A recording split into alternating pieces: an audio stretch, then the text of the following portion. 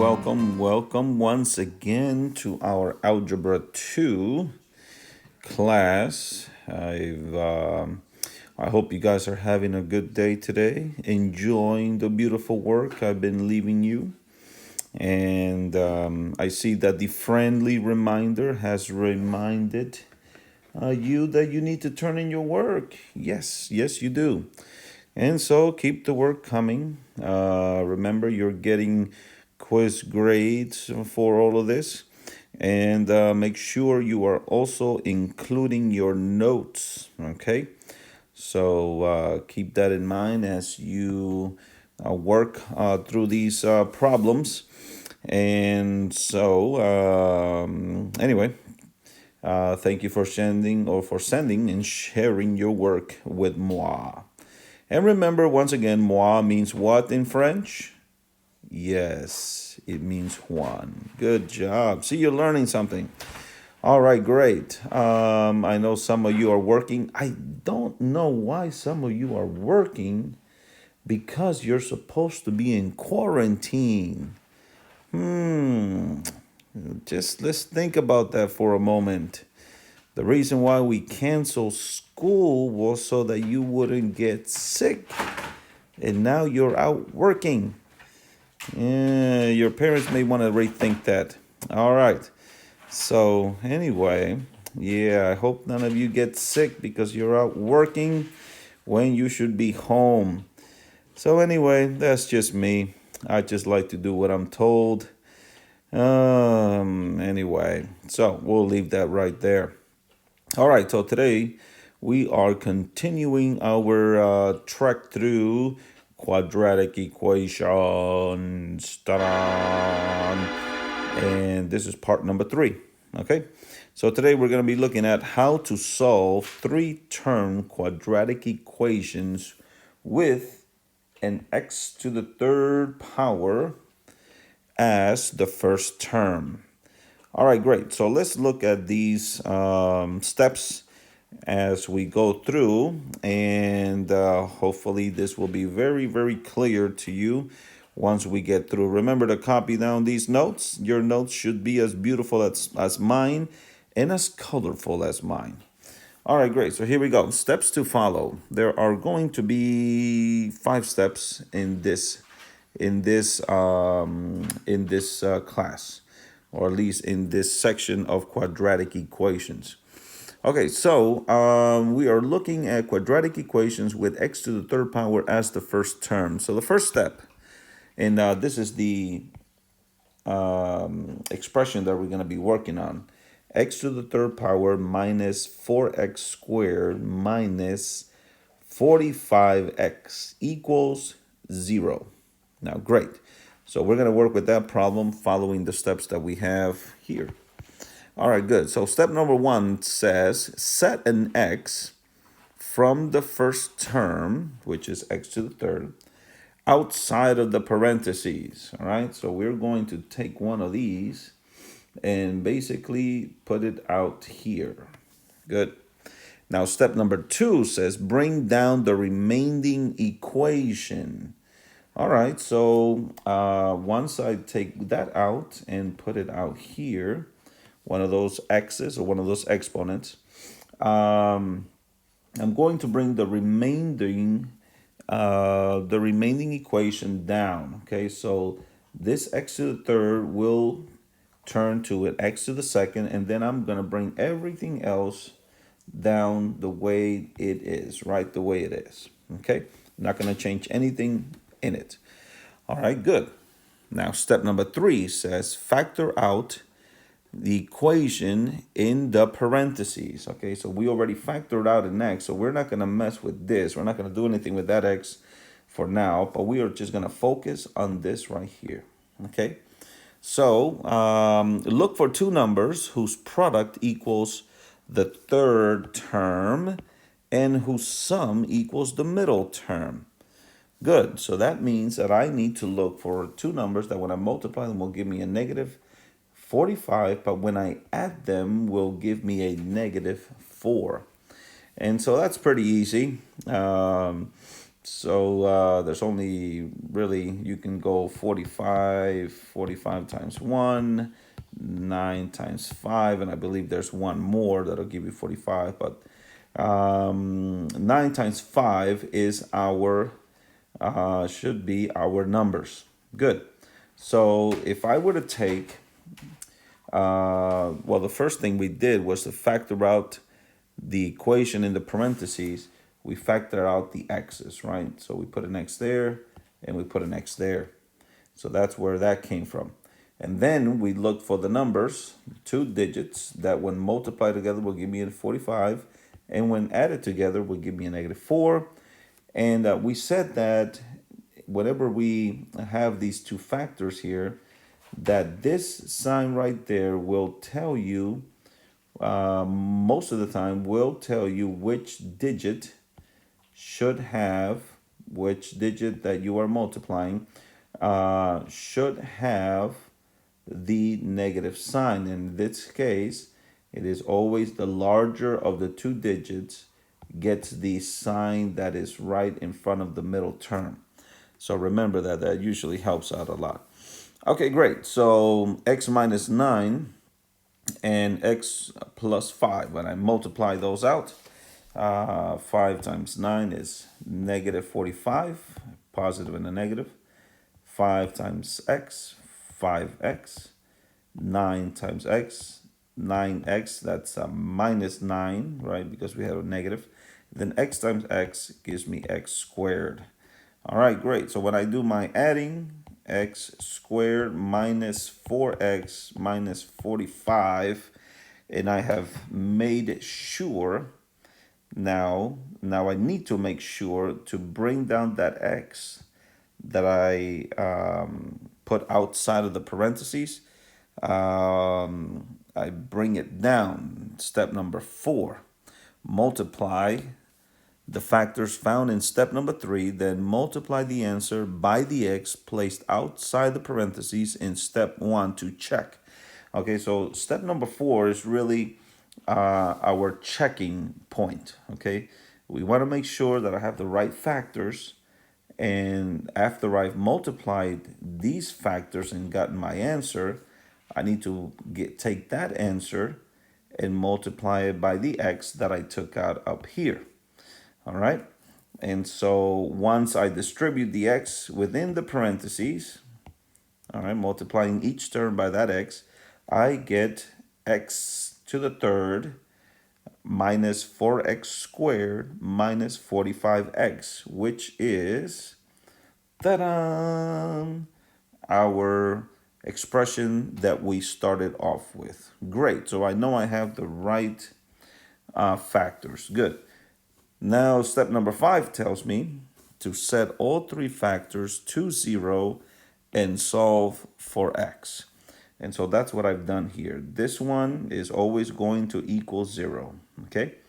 Then I have x minus 9 equals 0.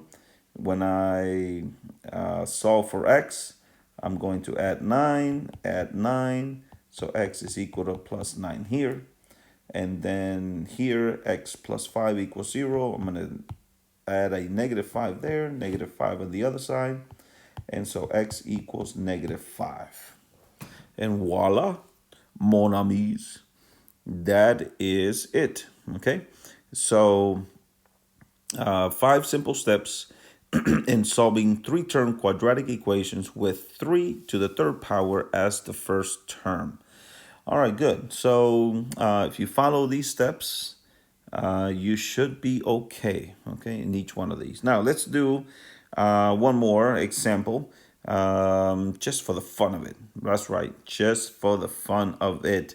And because I know you people love math, all right? And because I know you miss class. All right, good. And by the way, just in case you miss seeing me, ta-da! There I am. I am still beautiful, just in case you were wondering. Okay, good. Let's continue. All right, so let's work on this one here. We have this problem. X to the third plus x to the second power minus 20x equals 0. Good. So steps number 1 and 2. Step number 1 tells me to factor out an x from the first term. There it is. And then step number 2 tells me to bring down the remaining expression, bring it down, then put it in a parenthesis. So this one became an x squared, and that one is right there. And so I bring this down right here and bring down that one right there. Good. Now, step number 3 tells me that I need to factor everything within the parentheses. Okay, and so this is what we've been doing since we started quadratic equations. Anyway, we are going to break down that expression right there to the two factors that when you multiply them together will give you this. Okay, great. So first we break down the first term or factor the first term. And so I put 1x here and 1x there. Great. And then I need to look for two numbers whose product is -20, but when I add them, I get and it's an understood 1 here, a +1. All right. So since I've already gone through this and done all the beautiful work, I've came up with x plus 5 and x minus 4. Step number 4 tells me to multiply the factors to make sure, just to check it, to make sure that I got the right numbers. All right, so 4 times 5, negative and a positive, -20. 4 and x, that's a -4x. Positive 5 and x, that's 5x. And then x times x is x squared. All right, so let's move over here.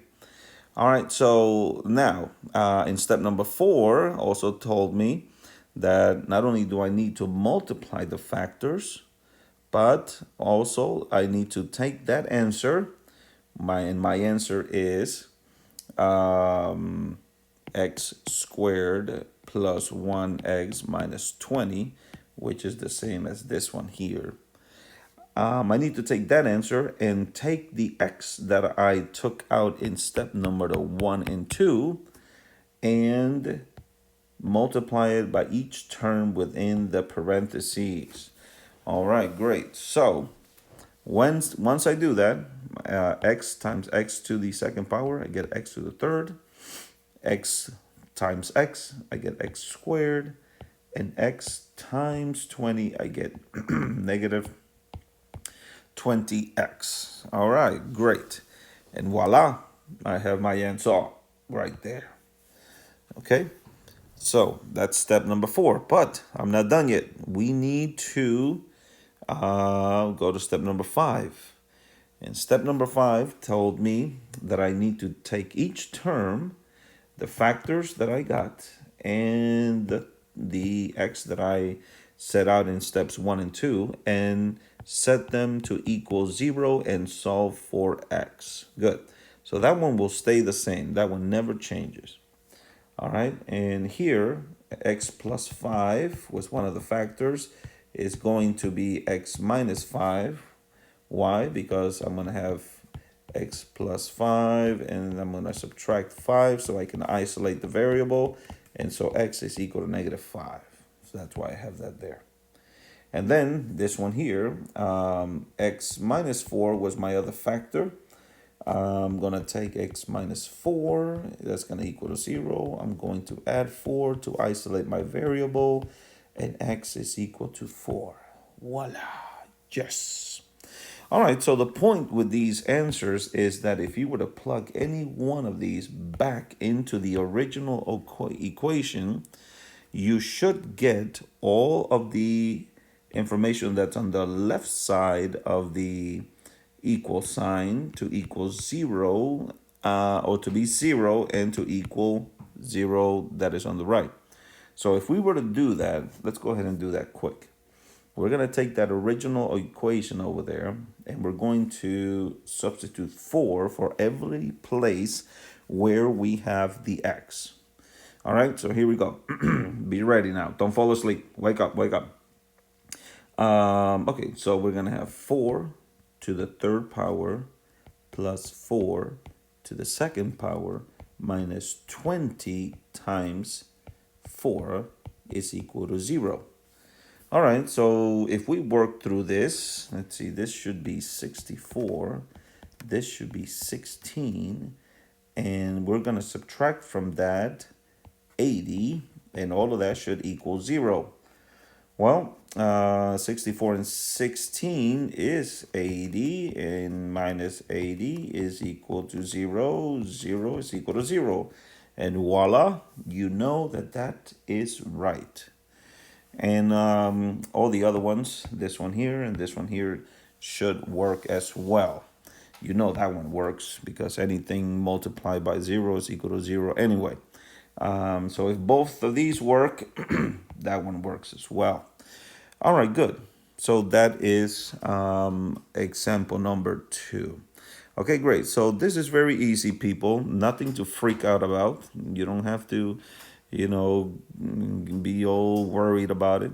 You follow the simple, beautiful steps that I have so wonderfully laid out for you. Yes, yes. Thank you, thank you. You are so welcome. And apply them to each quadratic equation, and you should be fine. All right, good. Now, to the best part of the whole lesson. Ta-da! Homework. Oh my goodness, it's so beautiful. Look at it. It was waiting for you. It's like one of those little puppies when you come home, it just wants to lick your face all over. Anyway, yeah.